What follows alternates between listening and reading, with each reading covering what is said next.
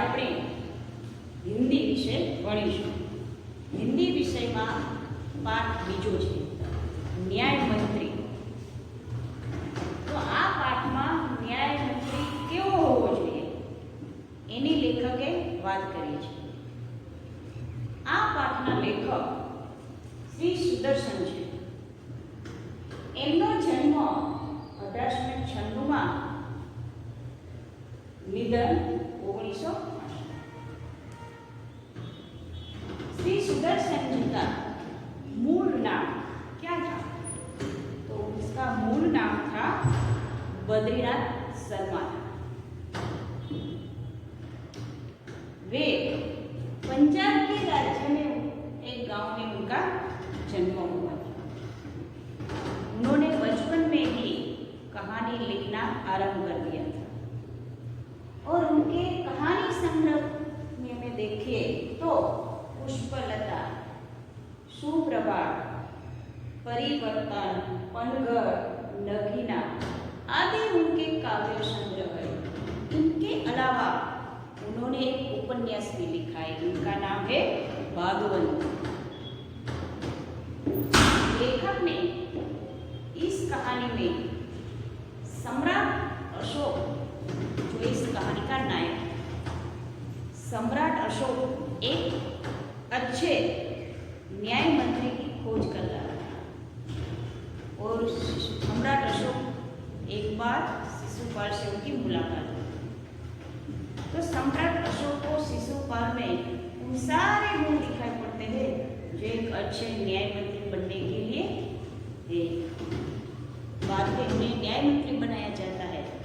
और उन्होंने न्याय भी ऐसा ही किया कि न राजा न रंग देखा, सबके लिए न्याय एक समान होना चाहिए. तो ऐसा कवि कहते हैं कि हम कवि का संदेश है कि नई युवा पीढ़ी को भी अपने जिम्मेदारी, अपनी न्यायतंत्र की जिम्मेदारी कि पूरी निष्ठापूर्वक निभानी चाहिए. तो आइए हम पाठ पढ़ते हैं. न्याय मंत्री. संध्याનો સમય था. સાંજનો સમય હતો. સંધ્યા એટલે કે સૂરજ આથમી ગયો હોય અને હજી સાવ અંધારું પણ ન થયું હોય, થોડો થોડો અજવાળો એને કહેવાય સંધ્યાનો સમય. चारों ओर अंधकार फैल चुका था. वे धीमे धीमे अंधारू थवा लगा. ऐसे ही किसी ने बाहर से घर का दरवाजा खटखटाया. એટલામાં જ કોઈક માણસ બહાર દરવાજો ખખડાવે છે. એટલે અંદરથી બોલે છે, कौन है? ब्राह्मण शिशुपाल ने थोड़ा सा दरवाजा खोलते हुए ब्राह्मण शिशुपाल एक थोड़ो दरवाજો खोले છે અને પૂછે છે, કોણ છે? એક પરદેશી બહાર से आवाज आई. एक परदेशी એટલે ક્યારે પણ નતો જોયો એવો માણસે આવ્યો તો પરદેશી ने कहे છે, શું કહે છે? क्या मुझे रात काटने के लिए स्थान मिल जाए? कि हमारे આજનો દિવસ આ રાત રોકાણ થઈ શકે અહીંયા, તો એવી જગ્યા મને મળશે એમ પૂછે છે. जैसे ही शिशुपाल ने पूरा दरवाजा खोला, उनके सामने एक नव युवक खड़ा था. જેવો શિશુપાલ છે પોતાના ઘરનો દરવાજો ખોલે છે ત્યાં તરત જ એક નવો યુવક જોવા મળે છે. उन्होंने मुस्कुराकर कहा, यह मेरा सौभाग्य है. આપણે કહે છે ને અતિથિ છે એ દેવ સમાન ગણે છે, તો કે એનું પોતાનું સૌભાગ્ય ગણે છે તમે મારા ઘરે આવ્યા. अतिथि के चरणों से यह घर पवित्र हो जाएगा. आइए पधारिए. अतिथि देवो भव આપણે કહેતા હોય છે. ઘણી દો તો કે તમે આવશો જેથી કરીને મારું ઘર છે એ પવિત્ર થઈ જશે. आओ अंदर आओ. अतिथि को लेकर शिशुपाल घर में गए और उनका आदर सत्कार किया. મહેમાન જે આવ્યો છે એને લઈને શિશુપાલ ઘરમાં જાય છે અને તેનું આગતા સ્વાગતા બધી કરવા લાગે છે. फिर दोनों उस समय की देश की अवस्था पर बातें करने પછી બંને બેઠા બેઠા એ વખતે દેશમાં કેવું ચાલી રહ્યું, કેવી કેવી સમસ્યા હતી એની વિશે ચર્ચા કરે ચાલે છે. शिशुपाल ने कहा, પછી શિશુપાલ કહે છે, आजकल बड़ा अन्याय हो रहा है. शिशुपाल કહે છે, આજે જોઈએ તો સમાજ અથવા દેશમાં ખૂબ જ અન્યાય થઈ રહ્યો છે. પરંતુ છે સહમત ન થા. સહમત એટલે સંમત.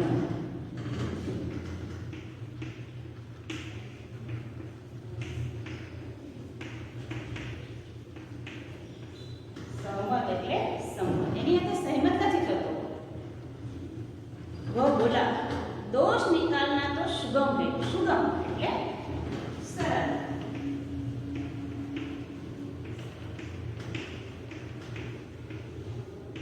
આપણે કોઈ પણ વસ્તુમાં દોષ કાઢવો એ તો ખૂબ જ સહેલી વાત છે, પરંતુ કુછ કરકે દિખાના કઠિન નહીં.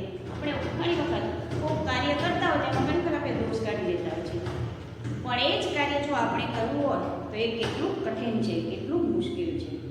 શિશુપાલ બોલે અવસર મિલે તો દિખા દો કે ન્યાય કિસે કરે. જો મને મોકો મળે, જો મને ચાન્સ મળે, અવસર મળે તો હું બતાવી દઉં કે ન્યાય કોને કહેવાય, તો કેવો હોવો જોઈએ.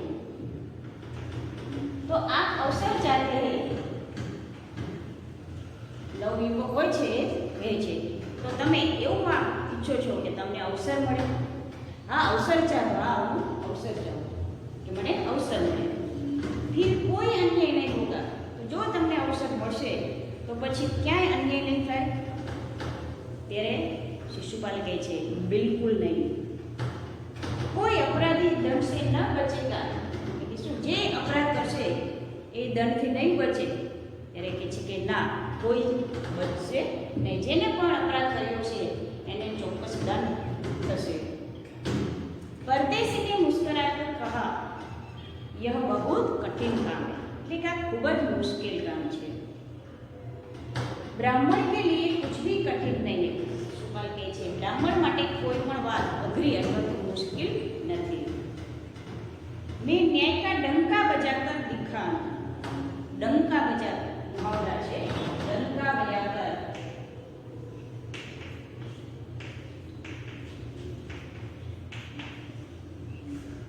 तो सुप्रसिद्ध होना.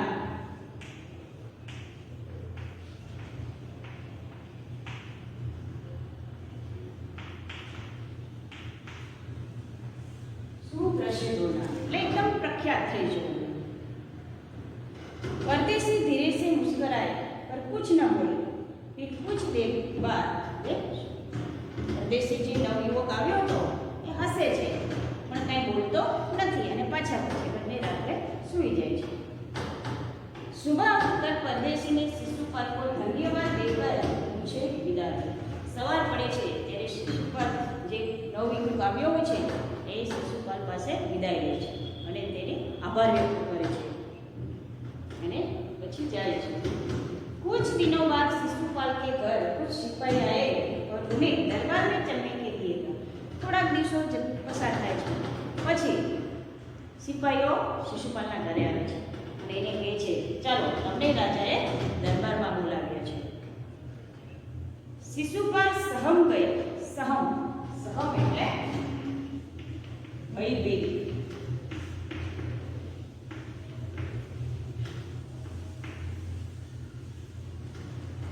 શિશુપાલ છે સમજ લે. શિશુપાલ છે એકદમ ગભરાઈ જાય છે, ભયભીત થઈ જાય છે.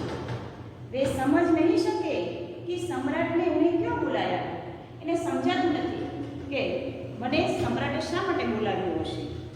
वहीं उस परदेश ने तो सम्राट से झूठी सच्ची शिकायत नहीं करती. એને મનમાં વિચાર આવે છે કે જે હું પરદેશી યુવક આવ્યો હતો એને સાચી ખોટી કંઈક મારા વિશે ફરિયાદ તો નહીં કરી હોય ને. दरबार में पहुंचकर शिशुपाल का कलेजा धड़कने लगा. कलेजा धड़कने એટલે मुहावरो છે. कलेजा धड़कना.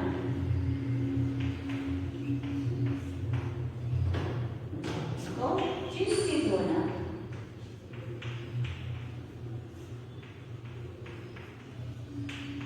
चिंतित होना એટલે ખૂબ જ ચિંતામાં પડી જાય છે. जब उन्होंने देखा कि परदेशी सम्राट જ્યાં જે દરબારમાં જઈને એ જોવે છે તો તેને ખ્યાલ આવે છે કે જે રાત્રે રોકાવા જે પરદેશી યુવક આવ્યો હતો એ બીજું કોઈ નહીં પણ સમ્રાટ અશોક હતો. સમ્રાટ બોલે પછી સમ્રાટ અશોક બોલે છે બ્રાહ્મણ દેવતા બ્રાહ્મણને આપણે ભગવાન સમાન ગણવામાં આવે છે, એટલે બ્રાહ્મણ દેવતા કહેવામાં આવે છે. मैं आपको न्याय का अवसर देना चाहता हूँ. आप तैयार है? હું તમને અવસર મોકો આપું છું ન્યાય મંત્રી બનવા માટે. તૈયાર છું? પહેલે તો શિશુપાલ ગભરાય. પહેલા તો ગભરાઈ જાય છે શિશુપાલ અને પછી બોલે છે, यदि सम्राट की यही इच्छा है मैं तैयार हूँ. જો સમ્રાટ એટલે કે રાજાની આ ઈચ્છા હો તો એની માટે તૈયાર છું. बहुत ठीक, कल से आप न्याय मंत्री. तो ठीक है, चलो कालથી તમે આ રાજ્યના न्याय मंत्री છો. सम्राट ने कहा और अपने हाथ से अंगूठी એટલે કે જે આપણે હાથમાં પહેરવાની વીંટી હોય છે એટલે અંગૂઠી ઉતાર શિશુપાલ को पहना. પોતાના હાથમાંથી વીંટી કાઢી અને શિશુપાલના હાથમાં પહેરાવી દે છે. यह सम्राट अशोक की राजमुद्रा. राजमुद्रा એટલે शासन की निशानी.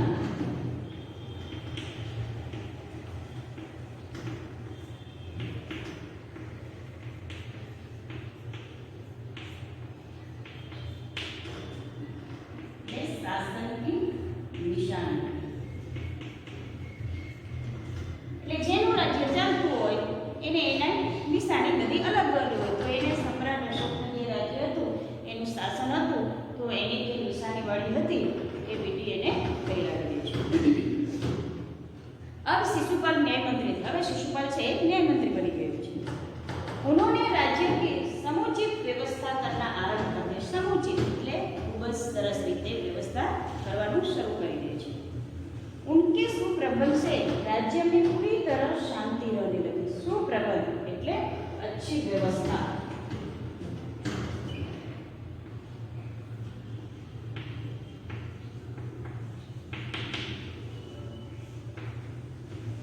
अच्छी व्यवस्था.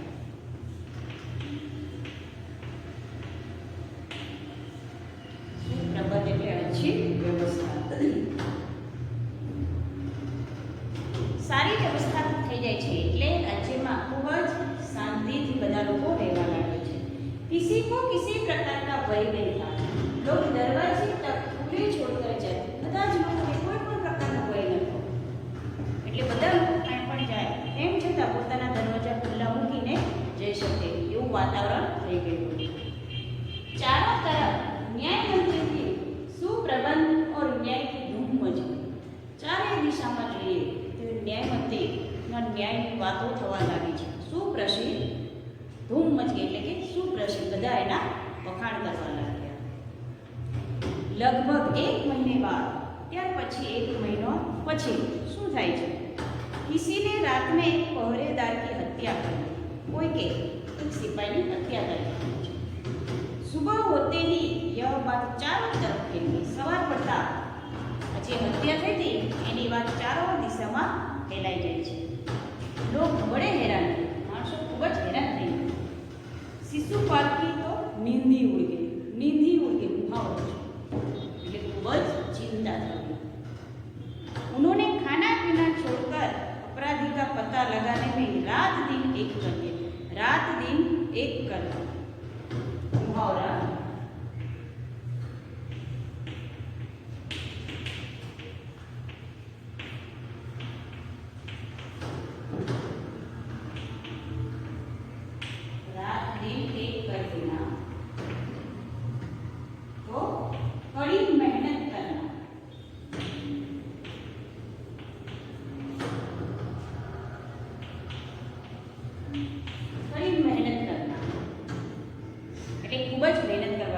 कि हत्या कोने करी शोधवा. बहुत प्रयत्न करने के बाद जब अपराधी का पता चला तो शिशुपाल के आश्चर्य का ठिकाना रहा. खूब જ શોધ કરે છે અને પછીને જાણ થાય છે કે શિશુપાલને પછી નવાઈ લાગે છે. स्वयं सम्राट ने उस पहरेदार की हत्या की. એને શા માટે નવાઈ લાગે છે? તો એને ખ્યાલ આવે છે કે આ હત્યા બીજા કોઈ નહીં પણ सम्राट अशोके आ पहरेदारनी हत्या કરી રહ્યો છે. सम्राट को अपराधी घोषित करना बहुत ही कठिन था. राजा ने આપણે अपराधी ન કહી શકીએ કે રાજા તો ભગવાન જ માન્યા એટલે આ ખૂબ જ કઠિન કામ હતું. શિશુપાલ કરે भी तो क्या करे? એને वे न्याय मंत्री थे और दूसरी ओर सम्राट के सेवक। एक बाजू જોઈએ કે ન્યાય મંત્રી હતો એટલે એને ન્યાય તો ચોક્કસ કરવો જ જોઈએ, અને બીજું બાજુ જોઈએ તો એ એક સેવક હતો। परंतु न्याय की दृष्टि में सम्राट और साधारण व्यक्ति में कोई अंतर नहीं होता કે ન્યાયમાં ન્યાય એવો હોવો જોઈએ, એમાં રાજા હોય કે રંગ કોઈ પણ હોય, અમીર હોય કે ગરીબ, બધા માટે ન્યાય એક જ સરખો હોવો જોઈએ, એમાં કોઈ માટે અંતર હોવું જોઈએ નહીં। अगले दिन शिशुपाल दरबार में पहुंचे। सम्राट अशोक सिंहासन पर बैठे हुए। बीजा दिवसे दरबार में जाए छे, ત્યાં सम्राट अशोक છે પોતાના સિંહાસન ઉપર बैठेला હોય છે। आते ही उन्होंने शिशुपाल से पूछा, अपराधी का पता चला? જેવો શિશુપાલ દરબારમાં આવે છે તરત જ सम्राट अशोक છે એને પૂછે છે કે અપરાધી કોણ છે, એનો ખ્યાલ આવ્યો? न्याय मंत्री ने साहसपूर्वक कहा, जी हाँ, चल गया। न्याय मंत्री एकदम साहस સાથે કહ્યું, હા, મને મળી ગયો કે કોણ અપરાધી છે। तो फिर उसे उपस्थित करो, એટલે सम्राट કહે છે તો પછી એને તમે અહીંયા દરબાર અથવા સભામાં એને હાજર કરો। न्याय मंत्री कुछ रुके, थोड़ी बार उभा रहे છે। फिर अपने उच्च अधिकारी को संकेत करते हुए बोला, પછી એના અધિકારી હોય છે સિપાહી, એને ઈશારો સંકેત એટલે કે ઈશારો કરે છે ને કહે છે, ધનવીર એને गिरफ्तार कर लो, मैं आज्ञा देती। सम्राट अशोकની તરફ આંગળી છે તે ઈશારો કરે છે, કહે છે હું આજ્ઞા કરું છું તમે એને गिरफ्तार કરી લો। संकेत सम्राट की ओर था। दरबार में निस्तब्धता छा गई। निस्तब्धता એટલે એકદમ આખા દરબારમાં શાંતિ છવાઈ જાય છે। सम्राट का चेहरा क्रोध से लाल हो गया। सम्राटને એટલો બધો ગુસ્સો આવે છે કે અને એનો આખો ચહેરો જોઈએ તો ગુસ્સાના લીધે લાલ થઈ ગયો છે। वे सिंहासन में खड़े हो गए और बोले, इतना साहस એટલે કે આટલી બધી હિંમત તારામાં કે તું મને અપરાધી ગણે છે, એમ એકદમ પોતાના સિંહાસનમાં ઊભા થઈને કહે છે। न्याय मंत्री ने ऐसा भाव प्रकट किया जैसे कुछ सुना ही न हो। પણ ન્યાય મંત્રી તો જાણે એવો ભાવ દેખાડે છે કે એને કે રાજાના જે આ વાક્યો અથવા શબ્દો હતા એ તો જાણે કે એને સાંભળ્યા જ ન હોય। उन्होंने अपने शब्दों को फिर दोहराया। पाछो बीजी वखत बोले छे, શું બોલે છે? ધનવીર देखते क्या हो, अपराधी को गिरफ्तार કહે છે, તમે જોવો છો શું? अपराधी જે છે એને गिरफ्तार કરી લ્યો। दूसरे ही क्षण सम्राट के हाथों में हथकड़ी पड़ गई। બીજી ક્ષણમાં તરત જ सम्राटના હાથમાં हथकड़ी પહેરાવી દેવામાં આવે છે। न्याय मंत्री ने कहा, अशोक, तुम पर पहरेदार की हत्या का आरोप लगाया जाता है। न्याय मंत्री કહે છે અશોકને, એ વખતે ભલે રાજા હોય તેમ છતાં અપરાધી એટલે કહે છે, અશોક, તારા પર પહેરેદારની તે હત્યા કરી છે એવો આરોપ છે। तुम इसका क्या उत्तर देते? तू એના શું જવાબ આપે છે? सम्राट होठ काटकर डर गए। होठ काटकर એટલે આશ્ચર્ય में पड़ जाना।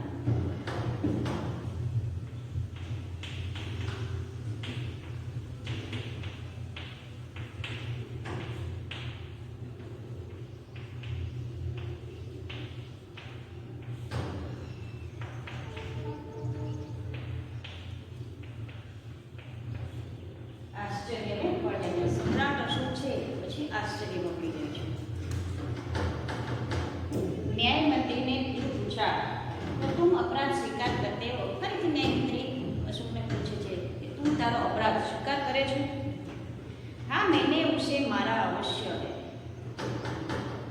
એટલે કે હા, મેં એને ચોક્કસ માર્યો છે।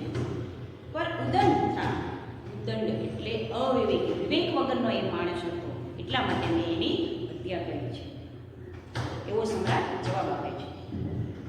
वह उदंड था या नहीं, तुमने एक राज कर्मचारी की हत्या, એ ભલે અવિવેકી હોય કે વિવેકી હોય એ નથી, પણ તે એની હત્યા કરી છે એ ચોક્કસ છે, તો એટલા માટે તો અપરાધી છે।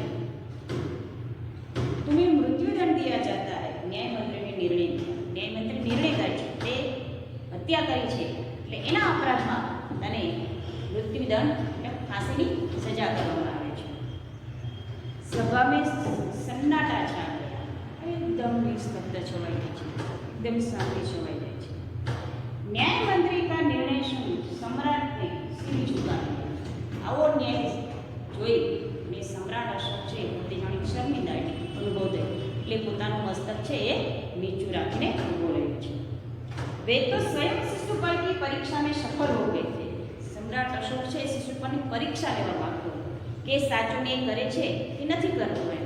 એટલા માટે એને હત્યા કરી હતી, જેથી કરીને સાચો ન્યાય મંત્રી એને જે ખોજ હતી અથવા જે શોધ હતી એને ખ્યાલ આવ્યો. सम्राट का हृदय ऐसे व्यक्ति को पाकर गदगद हो रहा था. गदगद हो रहा એટલે એકદમ ભાવ વિભોર. વાહ, કેવો ન્યાય મંત્રી મારા રાજ્યને મળ્યો છે, એટલે તો ખૂબ જ આનંદમાં આવી જાય છે. કેવો સાચો ન્યાય કરે છે, એકદમ ભાવ વિભોર થઈ જાય છે. तभी न्याय मंत्री का संकेत पाकर एक कर्मचारी सम्राट अशोक की सोने की मूर्ति लेकर उपस्थित हो गया. એટલામાં જ એક રાજ્યના કર્મચારીઓ હોય છે એ સમ્રાટ અશોકની આખી સોનાની મૂર્તિ લઈ અને ત્યાં હાજર થઈ જાય છે.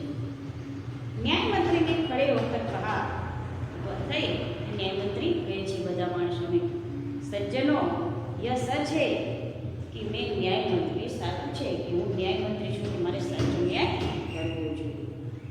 और यह भी सच है कि राजा को अपराधी को दंड मिलना चाहिए. એટલે કે જે અપરાધ કર્યો છે તો એને સજા તો થવી જ જોઈએ.